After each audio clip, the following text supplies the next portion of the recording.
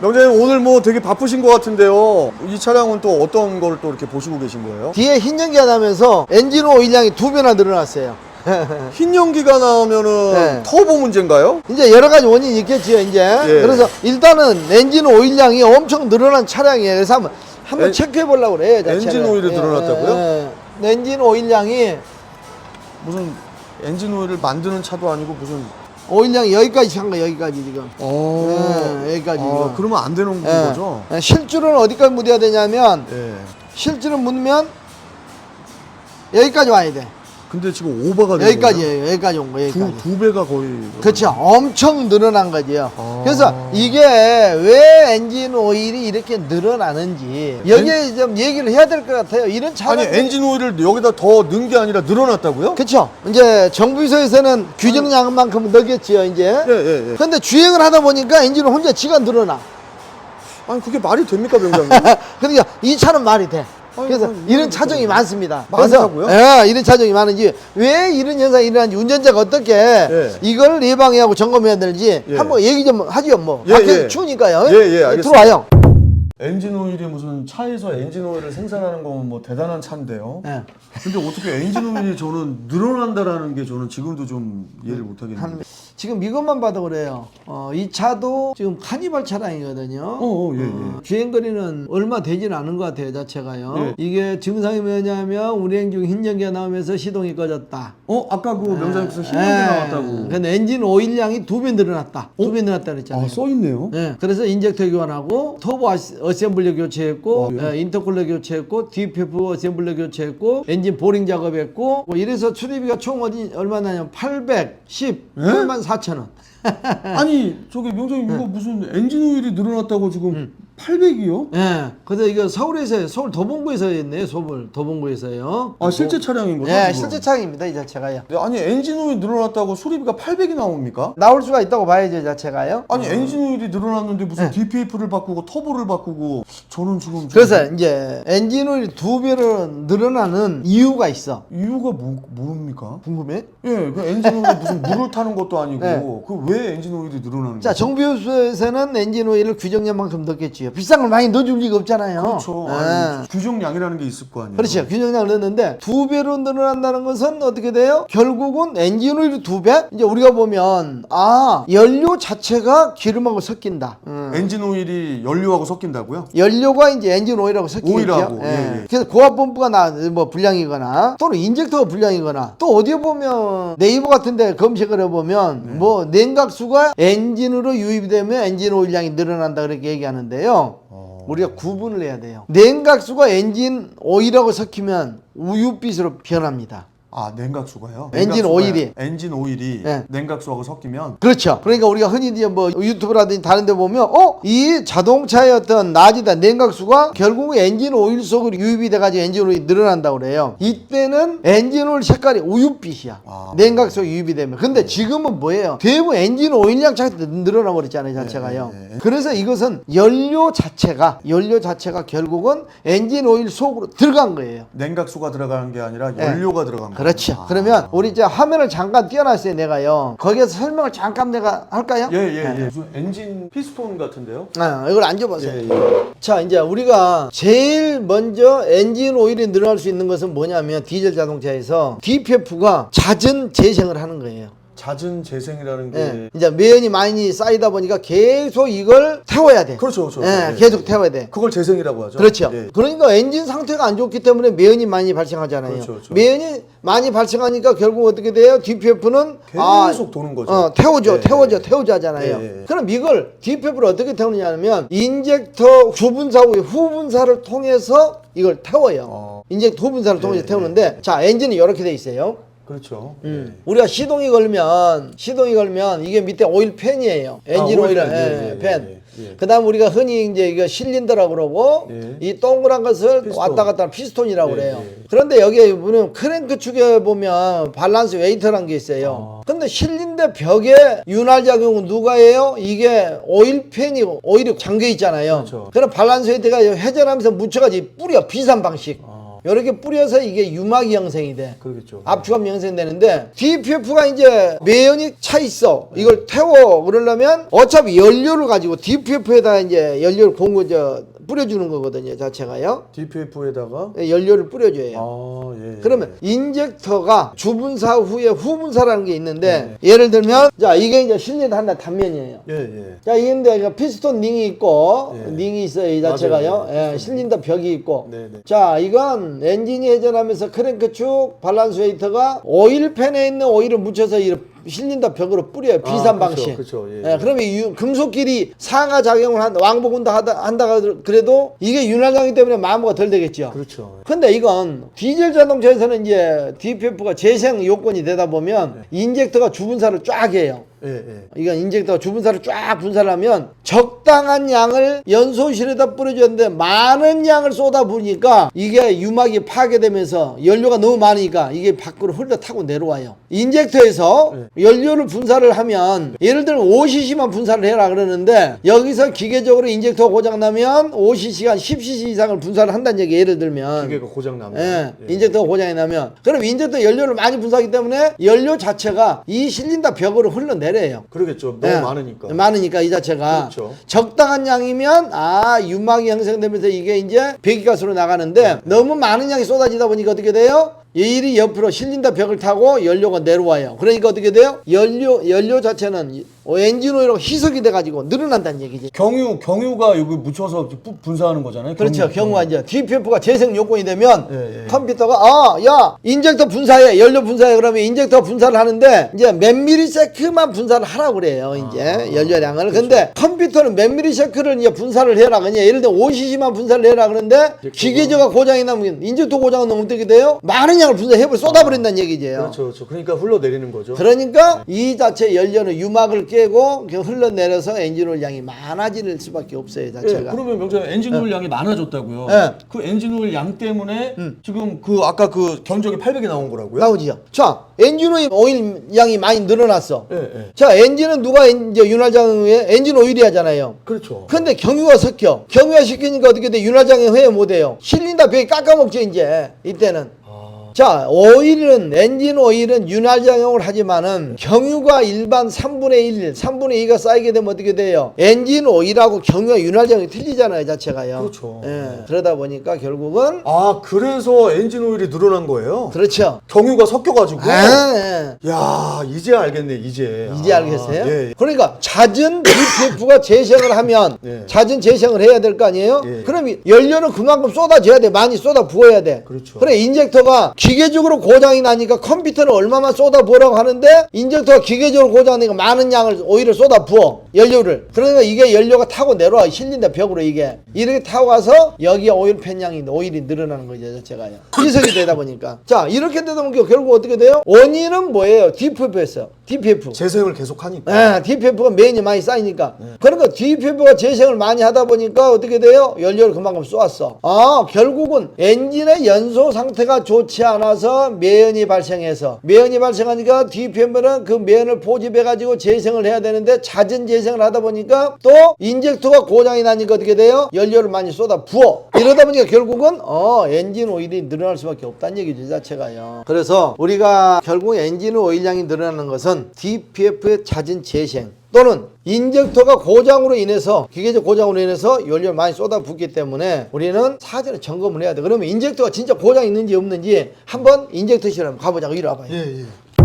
와, 여기 자, 저 차량의 인젝터를 뽑았어요. 4개를요. 예. 인젝터 4개 보면 2.2입니다. 배기량이요. EF610. 자, 우리가 중속에서 이건 저압은 공회전이라고 보면 돼요. 예. 이건 중속, 고속, 후적이 있는지 없는지 이것도 보면 될 거고 파일럿 분사라고 있는데 여기서 인젝터 분사를 얼마 하는지 한번 실제 한번 보자고 우리 자체가요. 자, 그러면 중속에서는 일단 10cc만 하라고 있어. 10.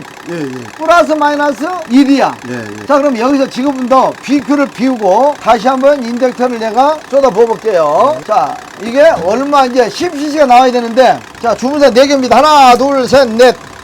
10cc가 나오는데 얼마 나온 거 보자고요. 이게 자체가요. 10cc가 나와야 정상인 거죠? 네, 10cc가 나오면 좋죠. 근데 그 이상이 나오면 어떻게 돼요? 이건 인젝터가 문제 있다는 거예요. 그 이상이 나온다라는 게 아까 명장님이 말씀하신 것처럼 네. 인젝터에서 많이 분사하는 거죠? 네, 많이 분사하죠. 지금 10cc가 넘었는데요, 명장님? 자, 넘죠? 자, 백니크는 정상인데, 쓰고 남은 연료는 일절 백니크 정상인데, 여기 보면 뒤에 보면 12, 12, 12 나오잖아요, 자체가요. 예. 그냥 분산이 많다는 거예요. 근데 명장님, 백니클이요? 백니크. 백니크. 쓰고 남은 연료. 쓰고 남은 분사하고 연료. 남은 연료는 다시 측정을 했는데, 이건 정상이야. 예, 예. 근데 여기서 실수하는 것은 어떻게, 분산이 다 많잖아요. 진짜 다 맞는데요, 4개가 다? 이건 이미대로 내가 이거 조정을 한 게 아니고요. 예, 이 몇 초 동안에 30초 동안에 여기에 분사량 체크를 해서 받아보는 거예요, 자체가요. 예, 예, 예. 그래서 분사량이 많은지 적은지. 그럼 명장님 지금 인젝터 4개가 다 지금 망가진 거 아니에요?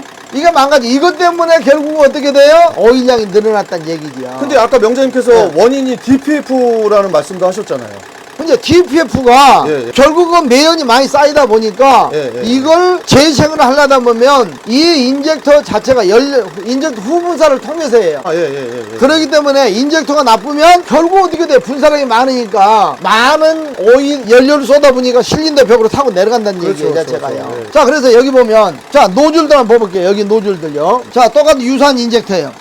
예. 자, 이것도 2.2지요. 예. 2.2. 노즐 어때요? 끝에가 몽둥이 어때요? 부었지요? 이게 부은 거, 부었는데요? 부었지요? 이거 왜 이러죠? 예. 부어있네, 여기가. 예. 자, 정상적인 노즐이라면 이렇게 됩니다. 일자에 돼요. 예. 이게 왜. 일자에 되는데 이게 벌써 이상 연소에서 어디 보면 변형이 생긴 거 아니에요. 이러다 보니까 연료 분사량을 정상적으로 제어를 못해. 쏟아 부어. 자, 여기뿐만 아니고 자, 인젝터를 수리하다 보니까 한번 보여줄게요. 요건 어떻게 됐어요? 찌그러졌죠? 찌그러졌는데요? 자, 요건 어때요? 이것도 막 구겨져 있는데요? 구겨져 있죠? 예. 요건 어때요?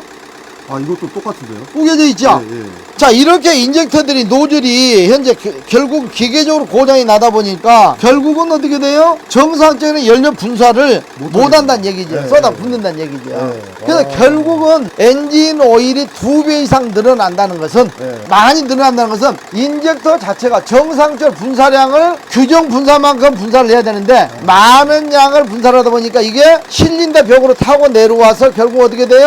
오일하고 섞는다는 얘기죠. 그러네요. 예. 그래서 섞여가지고 결국 이것도 윤활장 엔진 오일이 순수한 엔진 오일로 윤활장을 하는데 경유와 섞이다 보면 윤활장을 다 못한다는 얘기죠. 100%예요. 그렇죠. 그러니까 엔진이 망가지니까 아까 그저 DPF 받고 인젝터 받고 인터쿨러 받고 터보 받고 그다음 엔진 오버홀에 그럼 명장님 그 견적이 800 나왔던 엔진 오일이 늘어나는 것은 휘발유차가 아니라 경유차에 하는 겁니다. 경유차입니다. 다 경유차예요. 경유차가 이게 복잡하네. 경유차가 엔진 오일이 늘어나지 디젤차는 늘어나지 않아요. 자체가요. 그래서 우리가 오늘 이제 정리를 하다 보면 우리가 엔진 오일이 규정량보다 늘어난다. 네. 이 얘기 많이 하잖아요, 자체가요. 예. 규정량 많이 늘어난다는 건 결국 어떻게 돼요? DPF가 재생하는 횟수가 많아졌다. DPF가 재생 횟수가 많아졌다는 건 엔진 상태가 안 좋다. 연소 상태가. 네. DPF를 재생을 하려면 인젝터 후분사를 통해서 하는데 인젝터가 이렇게 망가져 버리면 컴퓨터는 일정한 분사량을 요구를 하는데 기계적으로 망가지니까 어떻게 돼요? 많은 연료를 쏟아 부어요. 연소실에다가. 그렇죠. 그러니까 연소실에 벽을 타고 이게 내려오다 보니까 엔진 오일량이 증가돼요. 그래서 우리가 혹시나 뒤에 마플라에서 흰연기 나거나 아니면 내 차 소리가 이상하다. 꼭 엔진 오일을 한번 찍어봤는데 엔진 오일 양이 너무 많아. 이런 차량들은 우리가 인젝터 분명히 점검해야 됩니다. 안 하면 안 돼요. 그래서 우리가 인젝터 그만큼 중요하다는 거예요. 자, 인젝터를 제작할 때 이게 모두 30만 40만 탄다는 얘기 맞아요. 맞는데 지금 봐보세요. 인젝터 노즐이 어떻게 됐는지 다 변형됐잖아요. 자, 여기서 분사 니들밸브가 열려서 연료 분사량을 여기서 분사를 해야 되는데 그렇죠. 이렇게 망가지는 거 어떻게 돼요? 연료가 쏟아 붓는다는 얘기 자체가요. 그러니까 이게 한두 가지가 아니잖아요. 지금 다 지금 다 현재 문제가 있는 것들입니다. 다 지금 보이잖아요. 그래서 우리가 디젤 자동차에 이런 인젝터들이 결국은 노즐이 이렇게 불량돼 가지고 정상 제어를 하지 못해서 연료 자체가 엔진 오일량이 늘어났다는 걸 오늘 잊어서는 안 되겠습니다. 그럼 명장님 그 터보까지 아까 그 800 견적 800 나왔던 차량은 터보까지 다 인터쿨러부터 다 교체 이렇게 수리비 그 내역에 있던데 아니 터보가 왜 망가집니까? 터보가 왜 망가지냐면 자 이리 와봐요. 내가 터보를 보여줄게 내가. 아니 무슨 터보까지 망가져. 이게. 마치 터보를 갖다 놨네 여기. 예, 터보가 있네요. 터보. 예, 내가 이제 설명하기 위해서 놔뒀는데. 예. 자, 터보는 엔진 오일이 일이 들어가요. 엔진 오일이 들어간다고 그때 명장님 말씀하셨죠. 이게 터보가 회전을 해. 예, 배기가스로 이게. 그렇죠. 회전을 하면 배기가스 회전하면 윤활장 해야 될 거 아니에요. 윤활장 하려면 어떻게 돼요? 엔진 오일 1이 들어가. 그렇죠. 엔진 오일 1이 들어가지고 여기 내부에 이 공간에 오일이 있어요. 항시. 아. 항시 있어요. 예. 그러니까 플루이드 베어링이라 가지고 이 일직선상에 있는 부싱, 베어링 자체를 어떻게 돼요? 오일을 공급되면 이게 굳지 않을 거 아니에요. 그렇죠. 근데 이게 이제 엔진 오일에 연료가 섞이면 경유가 섞이면 윤활장 행위 못 하잖아요. 그렇죠. 그러니까 이게 베어링이 녹아. 예. 녹으니까 어떻게 돼요? 결국은 엔진 오일이 어디에 옆으로 쏟아져. 예. 옆으로 쏟으니까 어떻게 돼요? 배기가스로 나가. 아. 그래서 흰 연기가 나. 그러니까 이게 다 인젝터부터 다 이게 연관지어져 있는 거네요. 그렇죠. 아. 그래서 우리가 엔진 오일, 우리가 이제 전에 VGT 했잖아요. 이게 자체가 망가지면, 액추에이터가 망가지면, 이게 이제 터보 공기량을, 배기가스 공기량을 제해서 빨리 돌 것이냐, 늦게 돌 것이냐, 그렇죠. 이걸로 제어를 해, 자체가. 예, 맞아요. 예.